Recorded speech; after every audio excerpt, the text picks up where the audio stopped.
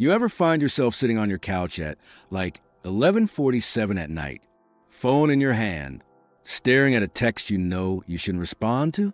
It's from someone who's been inconsistent for months. They disappear, they reappear. They say things like, "I've just been busy," or "I'm not great at communication." And you're sitting there thinking, okay, maybe I'm being too rigid. Maybe I'm expecting too much. Maybe this is just how dating is now. Look, here's the thing. If you ever lowered a standard just to keep something alive, you already know how this story ends. And tonight, I want to talk about 5 dating standards that feel harsh in the moment, but quietly save you years of emotional debt. My name is Dean, and I spend way too much time thinking about relationships, dating patterns, and why people tolerate things that slowly erode their self-respect.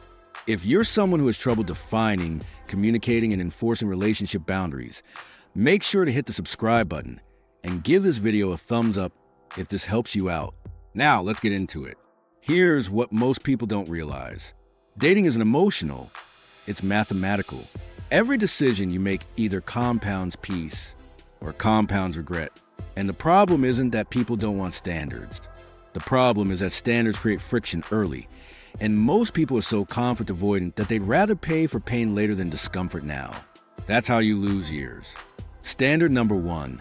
Consistency is not optional. Let's start with the one everyone tries to negotiate. Consistency. Now, you might be thinking, Dean, people have jobs. People get busy. I don't want to be needy. Totally fair. But here's the distinction most people miss. Busy is occasional. Inconsistent is structural. If someone can text you all day for 3 weeks, disappear for 10 days, then come back with energy again, that's not chaos. That's a pattern. And patterns predict futures. According to relationship data from the Journal of Social and Personal Relationships, inconsistent communication increases anxiety attachment behaviors by over 60%. Not because the person is anxious, but because unpredictability creates anxiety. Here's a real-life example. If someone wants to see you, they don't go 7 days without checking in. They don't forget. They don't suddenly lose object permanence. Interest doesn't vanish randomly. It fades when it's optional. Harsh standard. If communication drops below a baseline more than once without explanation, you step back, not forward. This isn't punishment. It's information processing. Standard number 2, effort must match access. Here's where it gets really interesting. Most people reverse this. They give full access, emotionally, physically, time-wise, hoping effort will follow. That's like handing someone your car before they show you they can drive. Look, effort isn't about grand gestures. It's about cost. Does it cost them something to see you? Time, planning, adjusting their schedule. Or are you the one always rearranging your life? A study from Stanford's Behavioral Economics Department showed that people value what costs them effort up to 3x more than what's freely available. That applies to dating too. Harsh standard. If someone only shows up when it's convenient, but disappears when effort is required, you reduce access. No speeches, no ultimatums, just fewer openings. Because here's the truth most people don't want to hear. If effort doesn't increase over time, it decreases permanently. Standard number 3, clarity before chemistry.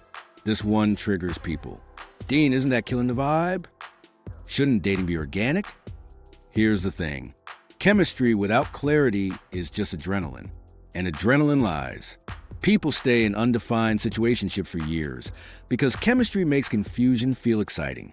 But ambiguity is not romance. It's avoidance. Real example. If someone says, I don't really know what I'm looking for, what they're actually saying is, I want access without accountability. Harsh standard. If intentions aren't clear by the time emotional investment begins, you pause. You don't demand answers. You observe behavior. Because clarity doesn't scare the right person. It scares the unprepared one. Standard number 4. Respect is shown in small moments. Everyone thinks respect is about cheating or yelling. It's not. Respect shows up in micro behaviors. Do they interrupt you? Do they minimize your concerns? Do they joke at your expense and call it just teasing? Psychologically, contempt doesn't start loud. It starts casual. John Gottman's research found that contempt is the single strongest predictor of relationship failure, with over 90% accuracy. That starts early. Harsh standard. The first time you notice consistent dismissiveness, you don't explain it away.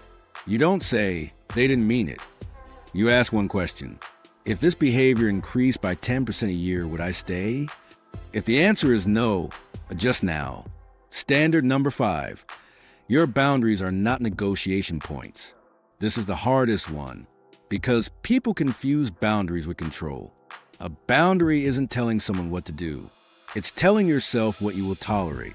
Here's the psychological force behind this.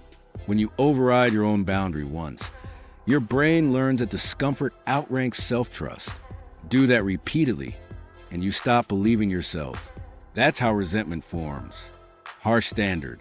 If someone crosses a boundary after it's been clearly communicated, you don't argue, you change access. Not angrily, not dramatically, calmly, because boundaries without enforcement aren't boundaries. They're preferences.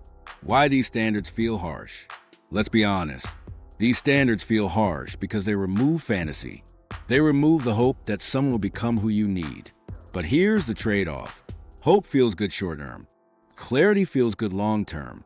And every year you spend tolerating misalignment costs you compound interest, emotionally, mentally, sometimes financially. Here's what I want you to do. Practically, write down your non-negotiables. 3 max. Define your minimum consistency baseline. Decide what reduced access looks like for you. Practice not explaining your boundaries. Watch how people respond to calm enforcement. Their reaction tells you everything. Look, this isn't about being cold. It's about being honest. Strong standards don't make dating harder. They make it shorter. Shorter confusion. Shorter suffering. Shorter regret. And if this video hit you, it's because somewhere in your past, you ignored a standard and paid for it. You don't need more patience. You need alignment. If this helped you, hit the thumbs up, subscribe, and share this with someone who's stuck in a situation they keep calling complicated. It's not complicated. It's unfiltered. And clarity is always cheaper than regret.